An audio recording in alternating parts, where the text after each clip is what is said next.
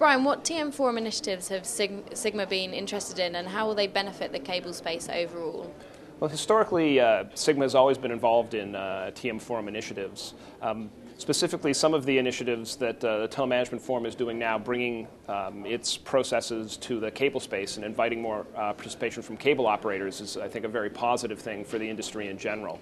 I think some of the work that Sigma has been involved with is certainly we've been contributing members to the Service Delivery Framework, or the SDF groups. We have been active participants always in the past through the OSSJ JSRs, both before and now after the bringing that into the Telemanagement Forum initiatives. We are also planned to be very active participants in the Cable Vendor Interest Group, where I think it'll be very good to see that area of the cable space being brought up to speed and really trying to utilize some of the artifacts and some of the benefits of the work that's gone on in the Telemanagement Forum.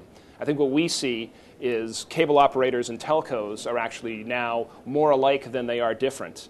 And in fact, they now share, I think, a lot of very common issues about the value chain and their position in the marketplace. With the coming of new digital media and advertising services, what do you see as what OSS or process challenges will the cable industry face to implement these services?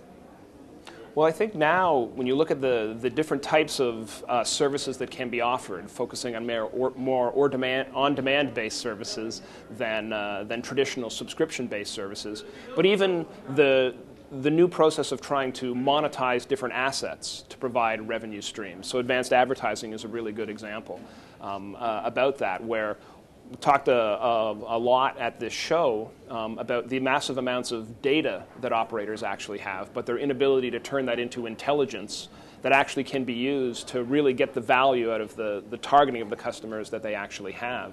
So being able to try and take the processes and the systems that existed in the past for whether more subscription-based type services and turn them to models like advertising, or turn them to models like being monetizing their network assets or monetizing their enablers for third parties, I think really requires a little bit of a mind shift.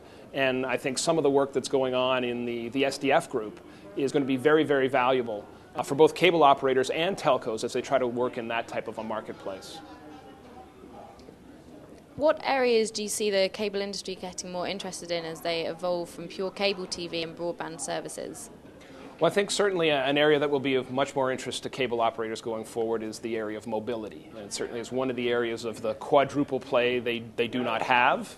Certainly they have the triple play, I think, done very, very well from a residential service perspective.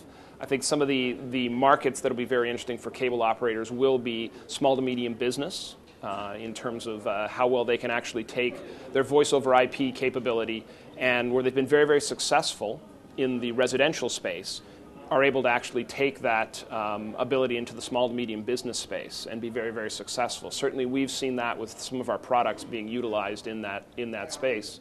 I think the other area that is very valuable for cable operators, and where they maybe have a bit of a head start on telcos, is this notion of advertising and how they're able to take advertising processes and targeted advertising and actually make it part of their day-to-day business. I think there's a much higher learning curve for telcos coming into the IPTV world, etc.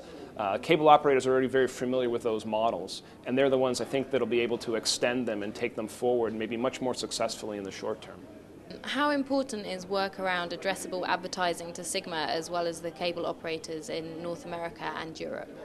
Well, I think addressable advertising is certainly a focus area for Sigma. Here at the show, we're actually demonstrating a product that we have that works within the confines of the Society of Cable Telecommunications Engineers, or SCTE. They have a standard out, SCTE 130, that defines the infrastructure for addressable advertising. And it's a standard that we think will actually be adopted in the IPTV world as well. So that being able to, a key component of that is being able to get subscriber information out in a format that is appropriately anonymous, but has enough information to help drive targeted advertising decisions. And the exposure of that is something that's very, very important going forward.